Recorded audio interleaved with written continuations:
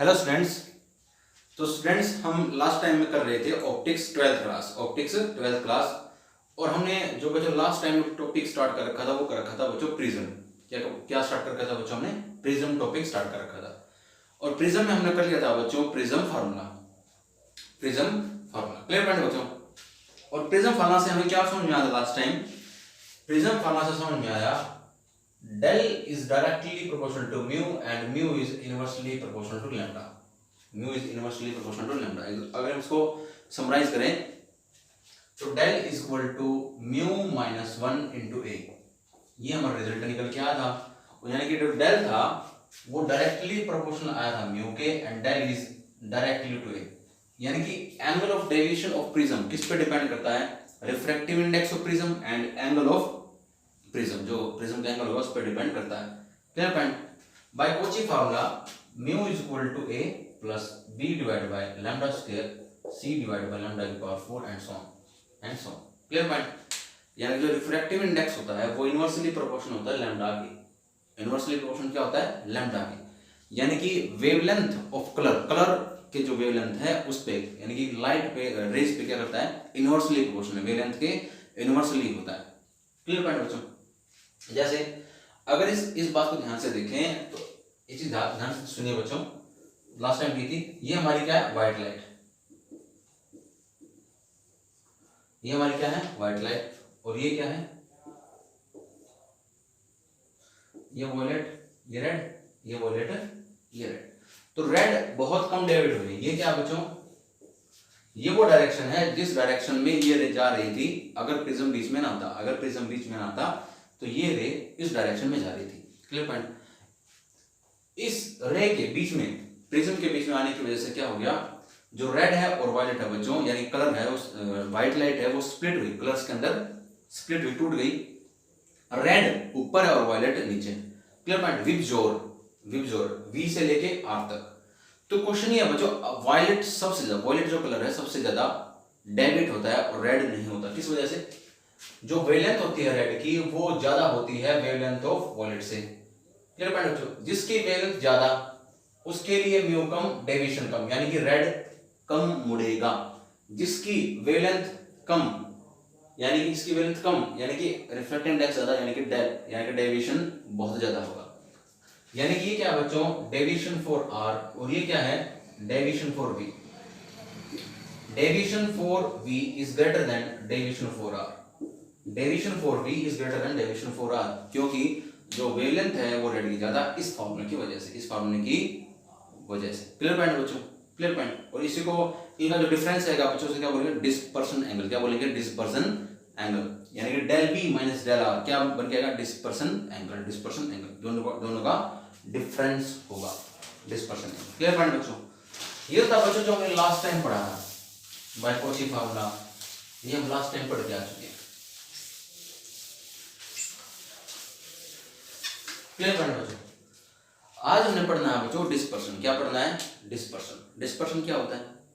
Light का split हो जाना जितने कलर से वो लाइट मिलकर बनी हुई है। यानी कि बच्चों देखिए, मैंने आपको जब हमने ये ऑप्टिक्स स्टार्ट की थी तो बताया था monochromatic light, bichromatic light, heterochromatic light. Monochromatic light क्या होती है? जिसके अंदर सिंगल कलर होता है। एक ऐसी लाइट जिसमें जो कि सिंगल वेवलेंथ की होती है, एक ऐसी लाइट जिसमें एक ही कलर होता है। बाइक्रोमेटिक लाइट क्या होती है? एक ऐसी लाइट जिसके अंदर दो कलर होते हैं, जैसे येलो लैंप। जब मैंने आपको बताया था किसके बारे में? लेजर लाइट के बारे में। यहां से अगर लेजर लाइट डलती है तो इस तरफ लेजर लाइट ही आती है, मतलब लेजर लाइट के अंदर कोई कलर मिक्सिंग नहीं होता। 99.9% तक ये बिल्कुल प्योर होती है। देखिए इस यूनिवर्स के अंदर कोई भी प्योर कलर नहीं है, यानी कि 100% कोई भी नहीं है। Clear point? लेकिन हम अप्रोक्सीमेटली 100% किसको लेते हैं बच्चों? लेजर लाइट को, क्योंकि इसकी जो स्प्लिटिंग है वो नहीं होती। अगर लेजर लाइट को अगर आप प्रिज्म में से पास कराएंगे तो टूटता नहीं है। अगर उसके अंदर कलर मिक्सिंग होती है तो प्रिज्म में से पास कराने के बाद वो टूट जाता। इसके बाद आता है बच्चों बाइक्रोमेटिक लाइट। बाइक्रोमेटिक लाइट क्या होती है? जैसे सोडियम लैंप की लाइट हो, सोडियम लैंप की येलो लाइट होती है। जैसे इसमें पास कराएंगे आप तो इसमें से दो कलर बाहर निकल के आते हैं। एक तो आते हैं 9896 एंगस्ट्रॉम, एक होता है 9890 एंगस्ट्रॉम, यानी कि दो लाइट यानी कि दो कलर इसके अंदर मिक्स थे। इस लाइट में दो कलर मिक्स थे जो कि प्रिज्म ने तोड़ दी। क्लियर पॉइंट बच्चों। ऐसे ही क्या होती है हाइड्रोक्रोमेटिक लाइट, जैसे कि व्हाइट लाइट। क्या होती है? White light. जैसे ही व्हाइट लाइट को आप प्रिज्म में से पास कराएंगे, क्लियर पॉइंट, क्या होता है मिलियंस कलर में यानी कि लाखों कलर में टूट जाते हैं। जो हमारी आंखें देख पाती है वो क्या होते हैं? जो 7 कलर होते हैं, उन 7 कलर से मिलके ही लाखों कलर बनते हैं। 7 कलर से मिलके ही लाखों कलर बनते हैं। Clear point. विबज्योर, क्या बोलते हैं उसको? विबज्योर, यानी कि जो आप 10th क्लास में विबज्योर पढ़ा है, क्लियर पॉइंट, उसको क्या बोलते हैं? डिस्पर्शन ऑफ लाइट, यानी कि एक लाइट का प्रिज्म पे डलना और उसके बाद वो उतने ही कलर में टूट जाना जितने कलर से मिलके वो बनी हुई है, उसे क्या बोलते हैं बच्चों? Dispersion of light. क्या बोलते हैं? Dispersion of light. लाइट का स्प्लिटिंग ऑफ लाइट, ठीक है, जिस कलर से मिलके बनी उसे क्या बोलते हैं बच्चों? डिस्पर्शन। क्या बोलते हैं? डिस्पर्शन। आज आपको डिस्पर्शन वगैरह टॉपिक सारा समझ में आया होगा। उसके बाद टॉपिक आता बच्चों आता स्कैटरिंग। मैं जस्ट आपको समझा रहा हूं बच्चों, थ्योरी आपको देखनी है और याद करनी, बुक में से करनी है। स्कैटरिंग, ये स्कैटरिंग क्या होती है बच्चों? स्कैटरिंग होता है फैलना। क्या होता है? फैलना। क्या होता है? फैलना। लाइट का फैल जाना। बिल्कुल सिंपल शब्दों में फिजिक्स को समझेंगे तो बिल्कुल आसान हो जाएगा। यानी स्कैटरिंग क्या होती है? फैलना। अब एक लाइट कितना फैली, उसकी इंटेंसिटी इनवर्सली प्रोपोर्शनल होती है लैम्डा की पावर 4 के, यानी कि वेवलेंथ के इनवर्सली प्रोपोर्शनल होती है, यानी कि वेवलेंथ के इनवर्सली प्रोपोर्शनल होती है। क्लियर पॉइंट बच्चों। आज हम जो टॉपिक पढ़ने वाले हैं इसी के अंदर इसका आंसर आएगा। थ्योरेटिकल है, आपको जिस समझना है और याद रखना है। देखिए बच्चों, क्वेश्चन नंबर 1 की जो सनसेट और सनराइज के दौरान, सनसेट और सनराइज के दौरान जो सन होता है वो लाल रंग का होता है। क्यों होता है? Clear point, point number 1। दूसरा, डेंजर सिग्नल जितने भी होते हैं वो सारे रेड कलर के होते हैं। क्यों होते हैं? दूसरा क्वेश्चन। तीसरा क्वेश्चन ये है बच्चों, जैसे दो हमारे यही क्वेश्चन हो गए, सनसेट और सनराइज के दौरान जो रेडिशनेस होती है सन की और जो डेंजर सिग्नल होते हैं बच्चों वो लाल क्यों होते हैं? आसमान नीला कलर का क्यों दिखाता है? आसमान नीला कलर का क्यों दिखाई देता है? Question number 3। जो बादल होते हैं वो सफेद कलर के क्यों हैं? उसके बाद बहुत सारे क्वेश्चन क्रिएट हो जाते हैं। क्लियर पॉइंट बच्चों। तो इसी के बेस पे ही हम स्कैटरिंग के बेस पे ही एक्सप्लेन करेंगे कि भाई reddishness of the sunset and sunrise दौरान, जितना भी during sunset and sunrise, sunrise और सनसेट के दौरान जो रेडिशनेस आती है सन की वो क्यों होती है? क्लियर पॉइंट, ये हम देखने की कोशिश करें। सबसे पहले बच्चों, स्कैटरिंग क्या होती है? क्या होती है स्कैटरिंग? होती क्या? स्कैटरिंग का मैंने मतलब बताया फैलना। अब होता क्या बच्चों, जैसे ही लाइट आती है, जैसे ही लाइट आएगी तो वो एयर के पार्टिकल को टकरा जाती है। अब सबसे बात ये है, हम एनवायरनमेंट में रहते हैं, यानी कि हमारा एटमॉस्फेयर में रहते हैं। एटमॉस्फेयर के अंदर जो गैसेस पार्टिकल हैं, यानी कि एयर के जो पार्टिकल हैं, जैसे जो भी मॉलिक्यूल्स प्रेजेंट है उसको जैसे लाइट टकराएगी तो लाइट क्या करेगी? उसका ऑब्जर्वेशन करेगी। सॉरी, जो मॉलिक्यूल्स, ये जो लाइट आ रही है ये मॉलिक्यूल्स को टकराएगी और मॉलिक्यूल क्या करेंगे? उसको ऑब्जर्व करेंगे। क्या करेंगे? ऑब्जर्व कर लेते हैं। Clear point. दूसरी बात, जैसे इस पार्टिकल के ऊपर आकर टकराती है, पार्टिकल के ऊपर टकराती है तो क्या होता है बच्चों, ये पार्टिकल क्या कर देते हैं? इस लाइट को स्कैटर कर देते हैं, फैला देते हैं। Clear point. इस लाइट क्या कर देंगे? स्कैटरिंग कर देते हैं, फैला देते हैं, यानी कि कुछ एक पार्ट तो अपने अंदर ऑब्जर्व कर लेते हैं और कुछ एक पार्ट को स्कैटर कर देते हैं, फैला देते हैं। Clear point. और फैलाने की जो कंडीशन होती है, ये फैलाते किस कंडीशन के ऊपर है कि ऐसा नहीं होता बच्चों कि हर बार हर लाइट ऐसे पकड़ा और फैला दिया। देखिए बच्चों, साइज, जो पार्टिकल का साइज है, पार्टिकल का साइज ऑफ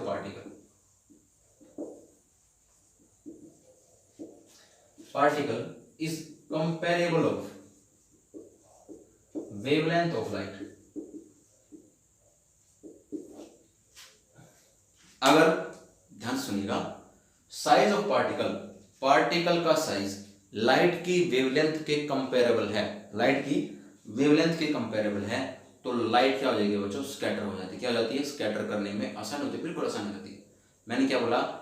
पार्टिकल का साइज अगर comparable of wavelength of light है तो लाइट क्या हो जाएगी बच्चों? स्कैटरिंग, लाइट फैला दी जाती है। जैसे लाइट पड़ेगी, लाइट का ऑब्जर्वेशन होता है, फिर लाइट ऑब्जर्व होगी, सुंदर मॉलिक्यूल आगे एक प्रकार से ऑब्जर्व होती है, फिर स्कैटरिंग होती है। किसके भी आप पे? Size of particle is comparable of light wavelength of light. Clear point बच्चों। आई थिंक आपको ये सारी बातें समझ में आ रही होगी। स्कैटरिंग का मतलब मैंने क्या बताया? फैलना। भाई लाइट फैल जाती है। अब वो लाइट है वो कितना फैलेगी? Clear point. हाउ मच कितना, और किसके हिसाब से, यानी कि scattering of light, intensity of scattering of light is inversely proportional to wavelength, यानी कि लैम्डा की पावर 4, उस लाइट की जो वेवलेंथ है उसकी पावर 4। कहने का मतलब क्या होता है, एक चीज नोट करिए। सबसे पहले हम क्वेश्चन देख लेते हैं कि भाई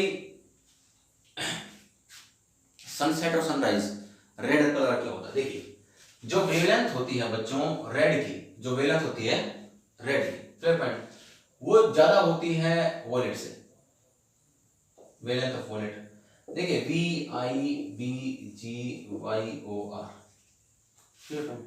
जो इसकी वेवलेंथ है ना बच्चों, इसकी वेवलेंथ है यानी कि वेवलेंथ ऑफ रेड सबसे ज्यादा है।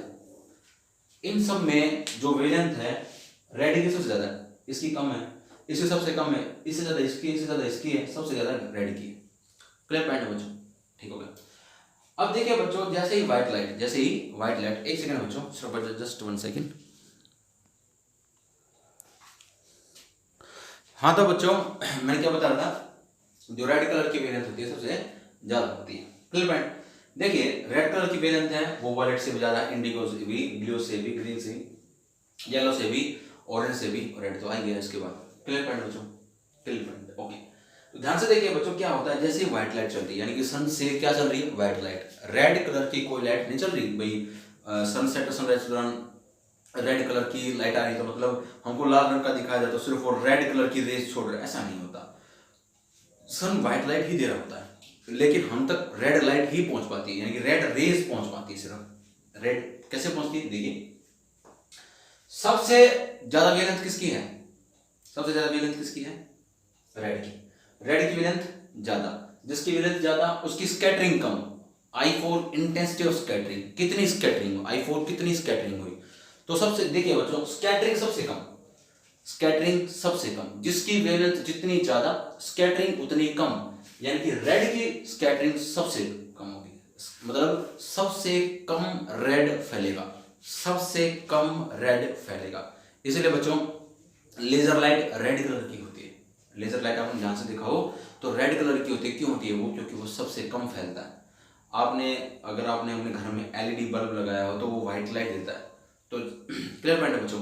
बल्ब होता है जो पहले 5-10 रुपए वाले बल्ब आते थे, ध्यान से देखिएगा, वो क्या करते हैं बच्चों, जैसे आप लगाएंगे वो फैला देते हैं लाइट को, तो उसकी इंटेंसिटी क्या होती है, बस एक कमरे तक रह जाती है, एक कमरे तक ही साफ साफ देख पाएंगे। लेकिन लेजर लाइट क्या होती है बच्चों, दूर तक जाती है, 2 किलोमीटर तक की लेजर लाइट हो सकती है। क्यों होती है, क्योंकि वो रेड कलर की होती है, क्योंकि उसकी वेवलेंथ ज्यादा है, स्कैटरिंग कम है, वो फैलती नहीं है, वो दूर तक ट्रेवल कर सकती है, दूर तक ट्रेवल कर सकती है।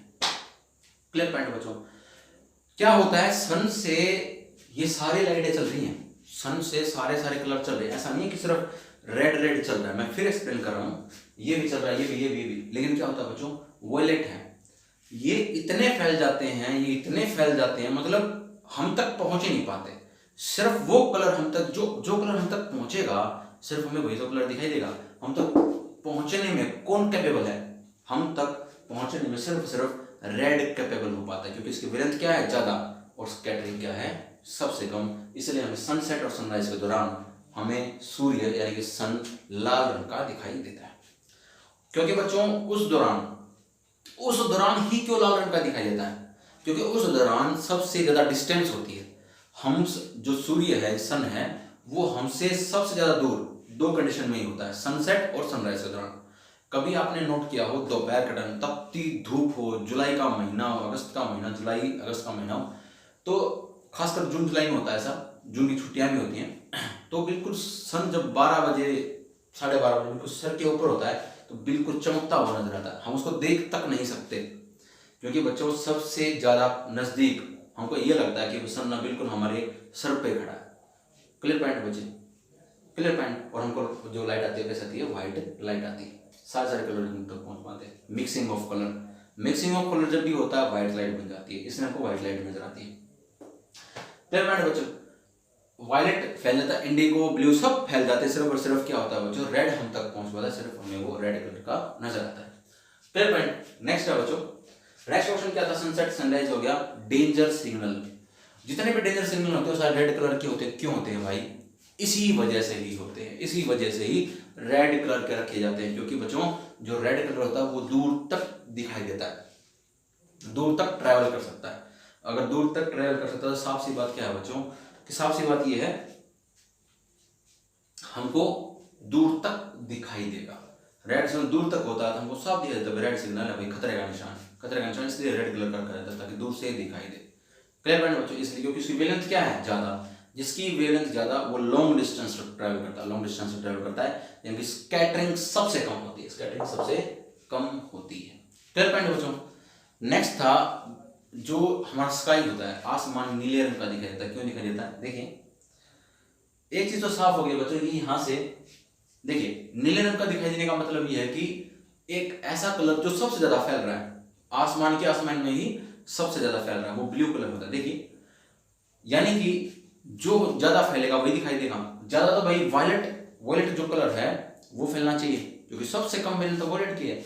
बच्चों मैंने एक बात भी बोली थी साथ में, जो कलर फैले साथ में हम तक भी पहुंचे, हम तक भी पहुंचने में कैपेबल हो तभी तो हमें दिखाई देगा वो कलर। वॉयलेट इतना ज्यादा फैल जाता है, इतना ज्यादा फैल जाता है कि हमें दिखाई नहीं देता। इंडिगो भी इतना फैल जाता है कि हमें दिखाई नहीं देता।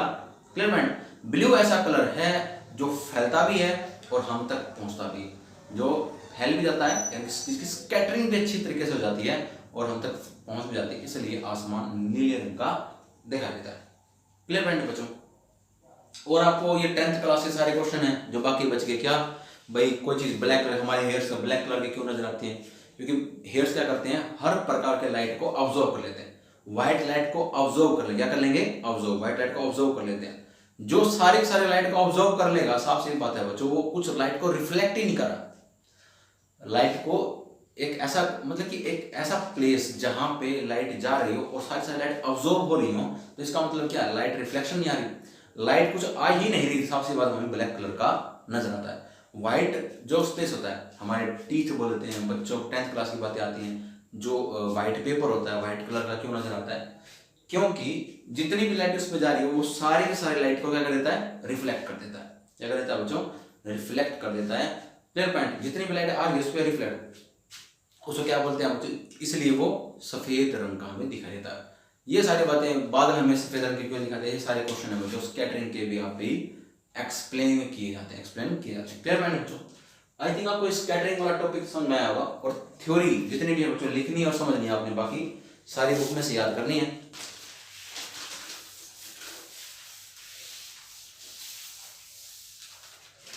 Clear point. नेक्स्ट है बच्चों रेनबो। रेनबो आपने बच्चों ये देखा होगा, रेनबो इंद्रधनुष बनता है, हम आम भाषा में बोल देते हैं इसको। इसका 10th क्लास में बहुत बार जिक्र आता है रेनबो के बारे में। Clear point. इसमें भी क्या होता है बच्चों, डिस्पर्शन होता है। रेनबो के अंदर भी क्या होता है, डिस्पर्शन होता है। और वो डिस्पर्शन किस तरीके से होता है, देखिए जिस तरफ बारिश हो रखी होती है, रेनबो बनता है कैसे, कोसेंट्रिक सर्कल्स होते हैं। कोसेंट्रिक सर्कल मतलब कि भाई एक ऐसा सेंटर जिसका इर्द गिर्द क्या बने हो, सर्कल्स बने, मतलब कि कर्व्स बनी हो। आपने देखे भी होंगे बहुत बार इंद्रधनुष बनता है। वो बनता कैसे है कि जिस तरफ बरसात आ रखी होती है उसके अपोजिट सन होना चाहिए। जिस तरफ बरसात हुई है उसके अपोजिट में सन होना चाहिए। जैसे सनरेज, जैसे ही सनरेज उस मतलब कि वाटर ड्रॉपलेट्स में से, यानी कि जो वाटर ड्रॉपलेट्स हैं उसमें से पास करेगी, तो क्या होगा बच्चों, कुछ इस तरीके से होता है। देखिए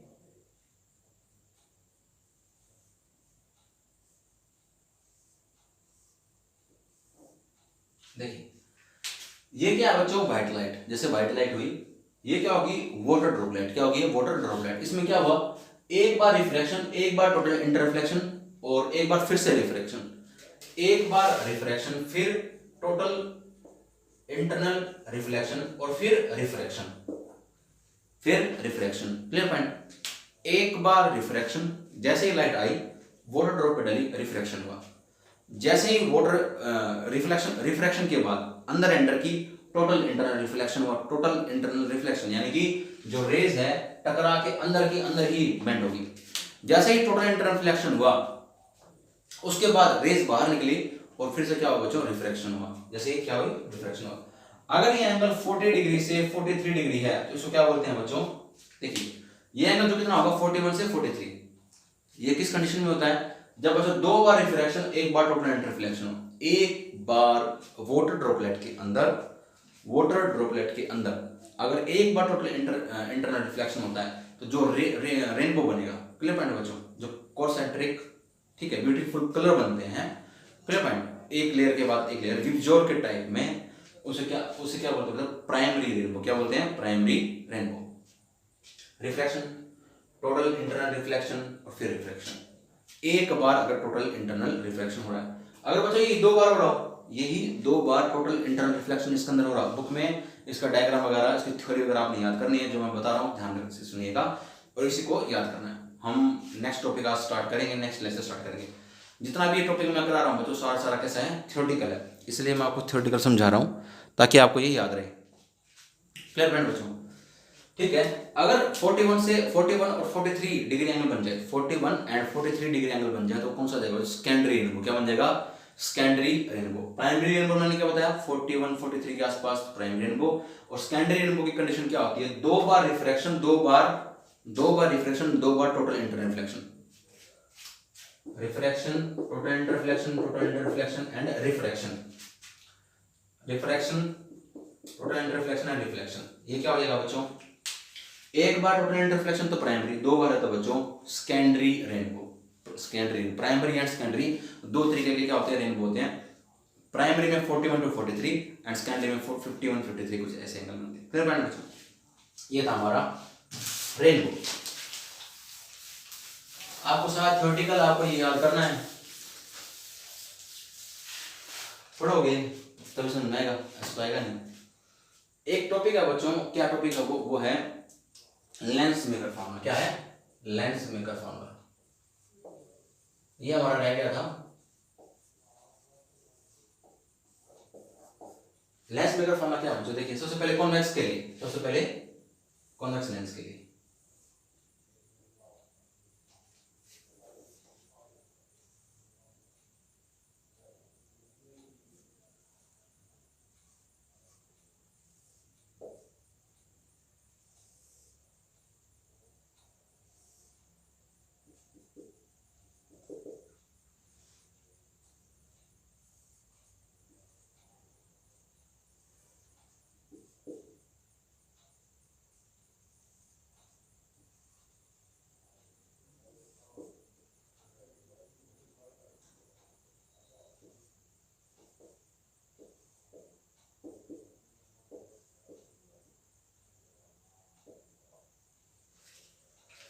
देखिए बच्चों, डायग्राम ध्यान से देखिए।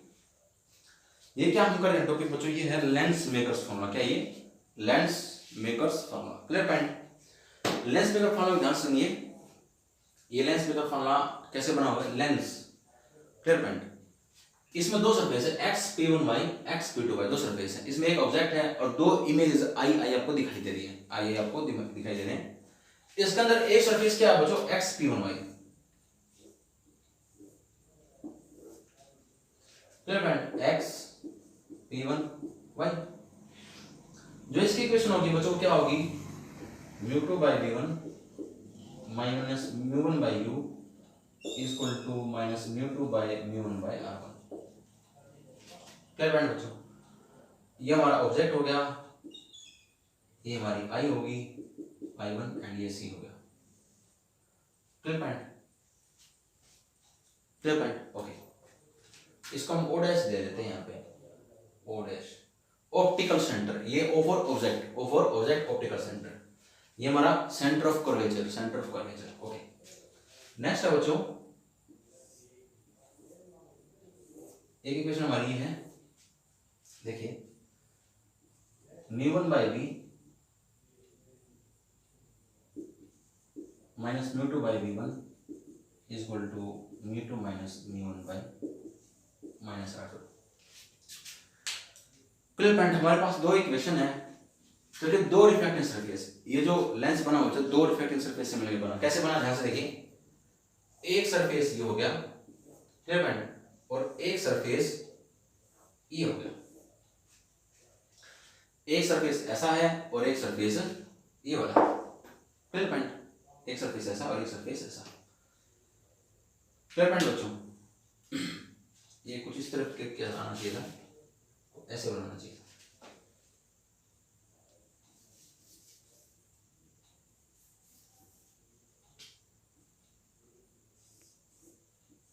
आप समझ गए बाकी x p2y x p2y क्या पॉइंट, एक सरफेस ऐसा एक सरफेस ऐसा। मैंने इसको थोड़ा सा सेट करके बना दिया था पहले, पर लेकिन आपको समझाने के लिए फिर से मैंने ऐसे बना दिया है। देखिए एक ऐसे, अगर मैं इसको रफ कर दूं तो ये क्या बन गया बच्चों, लेंस। क्या बन गया ये, लेंस। लेंस बन गया था।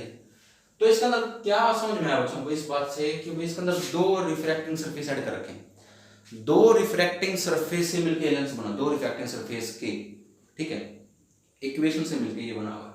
अगर मैं लेंस मेकर फॉर्मूला निकाला तो हमें क्या करना पड़ेगा, इसकी इक्वेशन प्लस इसकी इक्वेशन करनी पड़ेगी, इसकी इक्वेशन प्लस इसकी इक्वेशन करनी पड़ेगी। अगर हमने इन दोनों की इक्वेशन को ऐड कर दिया तो हम क्या कर पाएंगे, lens maker formula for convex lens find out कर लेंगे। साफ सी बात है।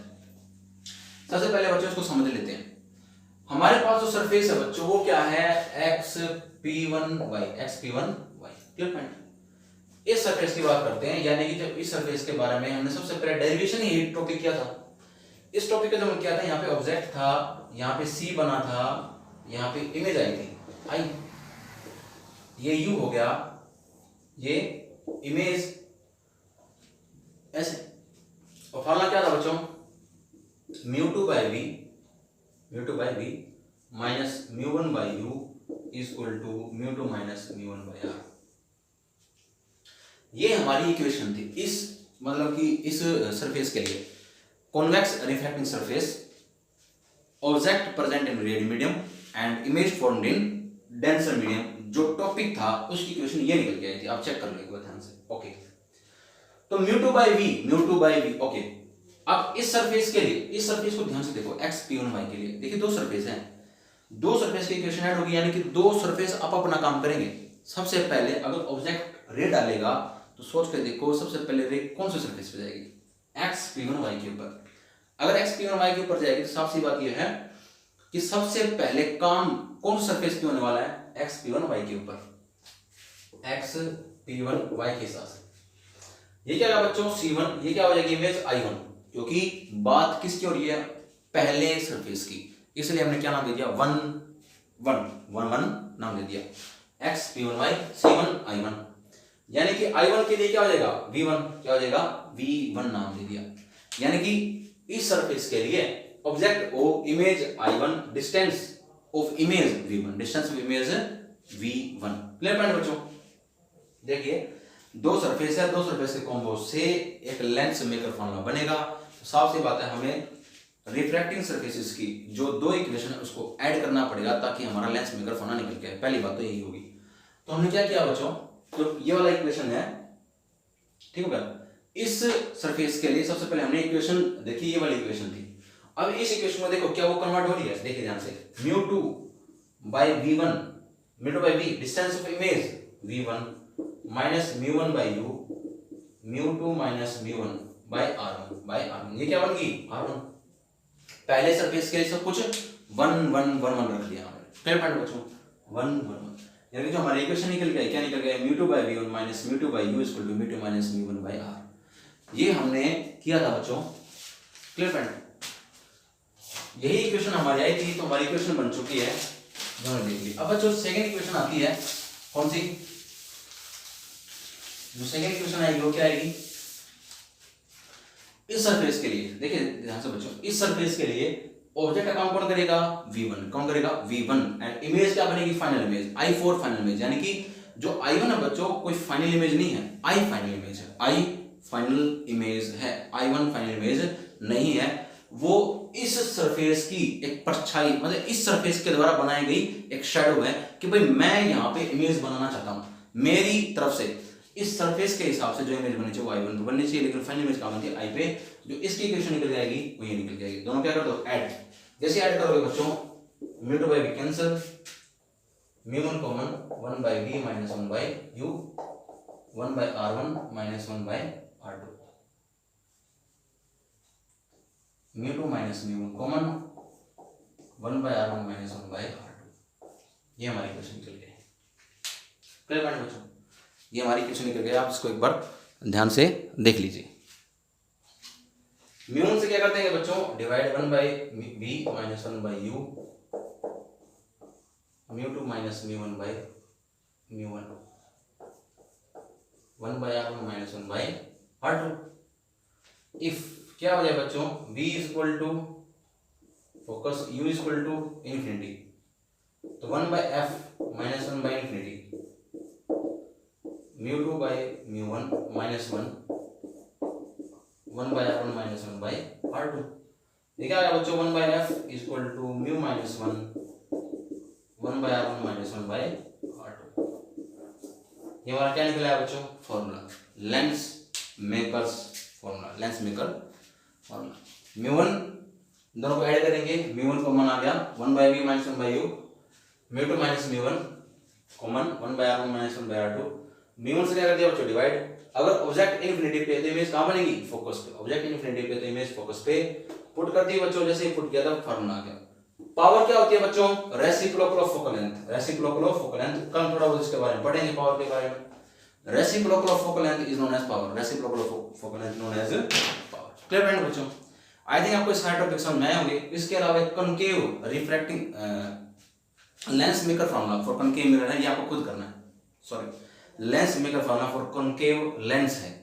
Concave lens, lens maker formula जो हमने कॉनकेव कॉन्वेक्स लेंस के लिए किया है, कॉन्वेक्स लेंस के लिए आपने कॉनकेव लेंस के लिए खुद करना है। दो इक्वेशन आएंगी, उनको ऐड करना है, दैट्स ऑल। क्लियर पॉइंट बच्चों।